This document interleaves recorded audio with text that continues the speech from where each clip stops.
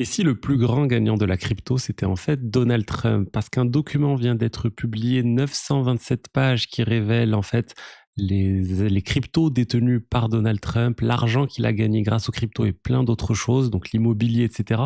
Énormément de choses ont été révélées et on apprend vraiment des choses complètement folles. On va aussi parler des ETF. Et on va parler d'un nouveau stablecoin, l'OpenUSD, qui va se lancer et qui regroupe plus de 100 sociétés, 140 sociétés avec des géants vraiment.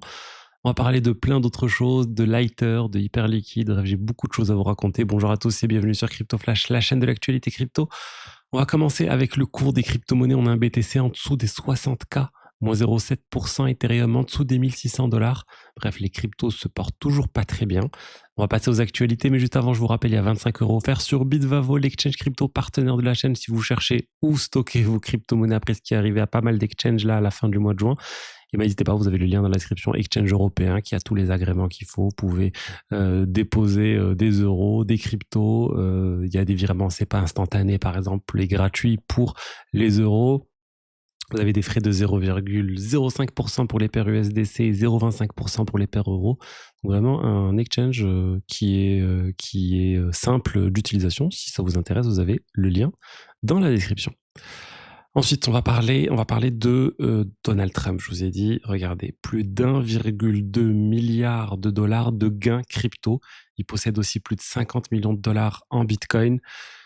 Bref, c'est un document incroyable qui nous explique en fait comment Donald Trump a gagné cet argent grâce aux crypto-monnaies. 635 millions de dollars avec les royalties associées à son business Memecoin, donc le Trump.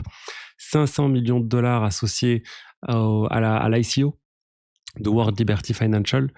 Il a aussi vendu 296 millions de dollars de stablecoin Holdco, donc je pense que ça c'est la société derrière le stablecoin là de World Liberty Financial.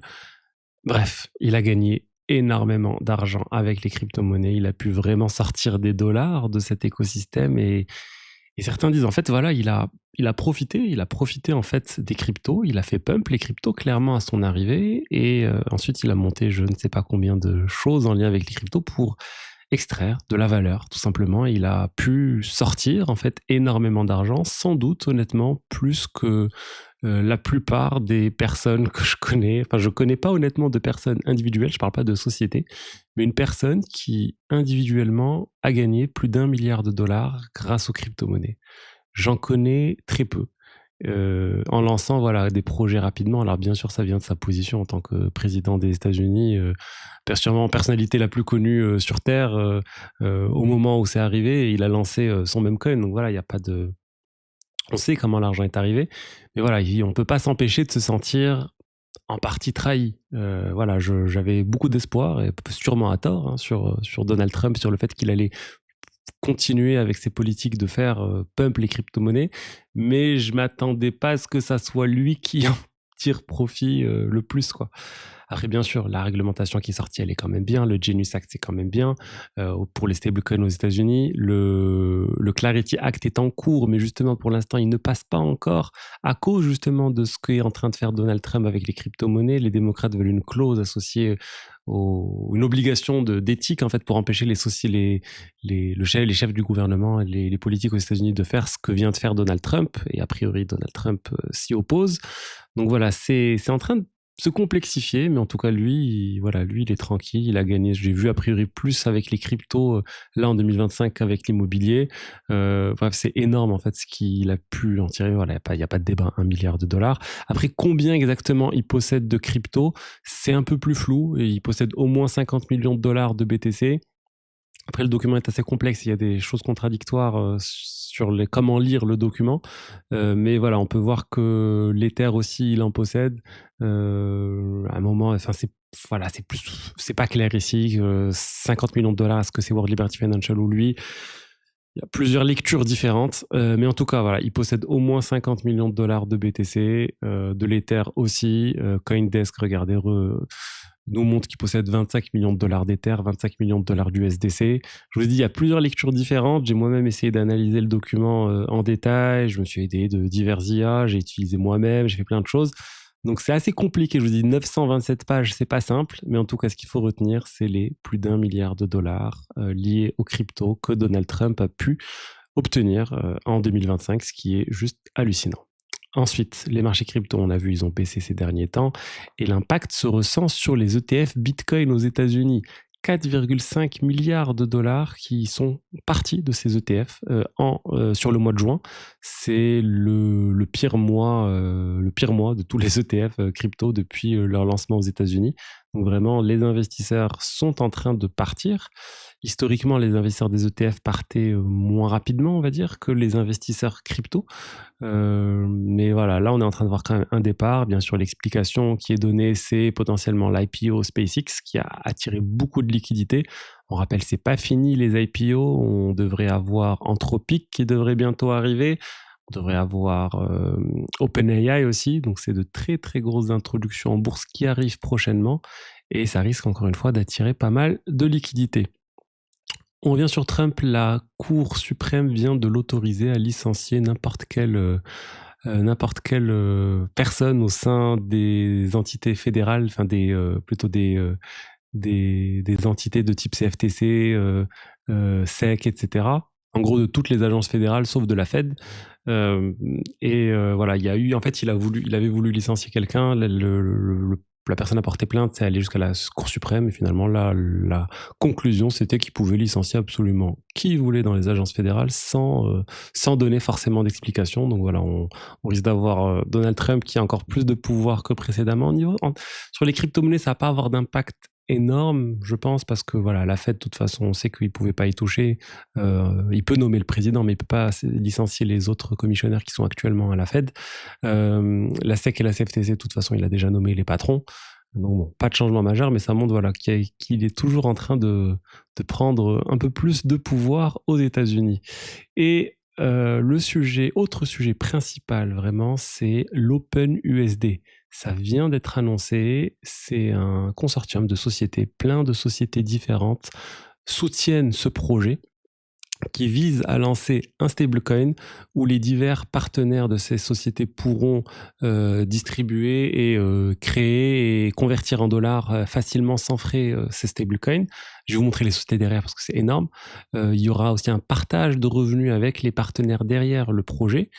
Et ça va être une gouvernance collaborative entre les diverses personnes qui soutiennent OpenUSD. Mais surtout, pourquoi on en parle de l'OpenUSD? Regardez, il y a 140 sociétés derrière et on trouve Visa, Stripe, Mastercard, American Express et plein d'autres sociétés. On retrouve MoneyGram, on retrouve BlackRock aussi, BNY, Standard Chartered et plein d'autres banques. Vraiment, il y a beaucoup de banques. On retrouve aussi Coinbase, Google, Samsung, IBM, Bybit, Solana, Base, OKX, Ripple, Crypto.com, Aave, MetaMask. Bref, c'est vraiment énorme le nombre de sociétés qui sont derrière ce stablecoin.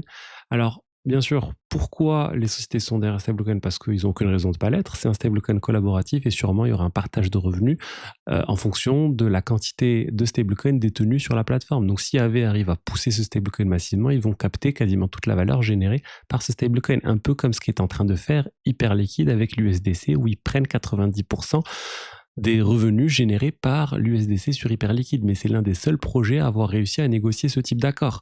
Donc là, ça va standardiser tout ça et permettre à n'importe qui de le faire. Et c'est une bonne chose pour les cryptos, pour les protocoles crypto, mais vous savez pour qui c'est pas une bonne chose? Eh ben, c'est pas une bonne chose pour Circle qui est derrière l'USDC, qui partage pas la totalité des revenus. En moyenne, il partage 50% des revenus générés par, à peu près, par l'USDC. Et le cours de Circle en bourse a fortement chuté. On parle de 17% de baisse suite à cette annonce. Donc c'est voilà, forte baisse pour Circle à cause justement de ça, 16% de baisse, regardez le jour de l'annonce. Ça va impacter Circle, ça va impacter aussi Coinbase, parce que Coinbase touche une partie des revenus générés par Circle, mais bon, ils sont aussi investisseurs de Circle à hauteur de 1/3 de mémoire. Mais bon, eux, c'est pas grave. Si c'est l'OUSD qui se développe sur Coinbase, et ben c'est pas grave. Ils vont toucher une bonne partie des revenus générés et ils vont sûrement remplacer l'USDC par l'OUSD sur Coinbase. Mais vraiment, ça, c'est un lancement majeur. Plein de sociétés, encore une fois, sont derrière et ça devrait être un stablecoin qui va venir concurrencer du coup l'USDC, l'USDT. Mais ils ont quand même des avantages majeurs, l'USDC et l'USDT. c'est qu'ils sont largement disponibles sur les exchanges, sur les plateformes décentralisées. Il y a beaucoup de liquidités et des personnes qui ne jurent que par l'USDC et l'USDT. Et c'est vrai que c'est des stablecoins qui sont vraiment stables, fiables et ça va être compliqué de se faire une place, mais je pense qu'ils ont les moyens vu la quantité de sociétés derrière ce projet. Ensuite, on va parler d'Hyperliquid, quelque chose dont peu de personnes parlent. Hyperliquid a introduit des nouveaux frais, des priority fees sur Hyperliquid il y a quelques mois. On n'en parlait pas beaucoup au lancement. Donc ça permet de faire passer ces transactions en premier au final sur Hyperliquid. Et ça représentait pas beaucoup au lancement, et là ça représente 6%, 6,6% des revenus générés par Hyperliquid. Donc on est en train de voir encore comment une petite fonctionnalité qui est passée sous le radar génère déjà 6%. 6%, c'est pas négligeable. Potentiellement, ça va augmenter 10%. Et voilà, on est en train de voir que petit à petit, Hyperliquid rajoute des fonctionnalités qui génèrent plus de revenus. Là, la prochaine chose qu'on espère qui va générer beaucoup de revenus, c'est HIP4. Mais là, pour l'instant, on n'y est pas encore. HIP3 est un franc succès. HIP3, les perps ouverts aux actifs du monde réel et d'autres choses, c'est un succès énorme. HIP4, pas encore. En parlant d'un concurrent en parlant d'Hyperliquid, je voulais parler d'un concurrent Lighter. Lighter, ils viennent d'opter pour une approche très similaire à Hyperliquid au niveau des buybacks. Ils viennent d'acter qu'ils vont burn les buybacks qui étaient faits jusqu'à maintenant. Donc, avec l'argent généré par Lighter, ils rachetaient le jeton LIT, donc le jeton de Lighter, mais ils ne faisaient pas de burn. Là, ils ont acté qu'ils allaient faire un burn, et le staking, ça va venir de la réserve. En fait, ils ciblent un rendement associé au jeton LIT de 6% qui va venir de la réserve en lit que le protocole a. Donc vraiment, Lighter, c'est un concurrent d'Hyperliquid, c'est clairement. D'ailleurs, c'est moins cher en termes de frais qu'Hyperliquid, mais voilà, au niveau de liquidité, on est très très loin de ce que peut faire Hyperliquid actuellement. Et pour finir, un autre projet qui révèle sa roadmap quantique, c'est Starkware avec leur projet Starknet. Ils ont révélé qu'ils étaient en train de travailler dessus et très prochainement, ils allaient mettre en place les premières briques.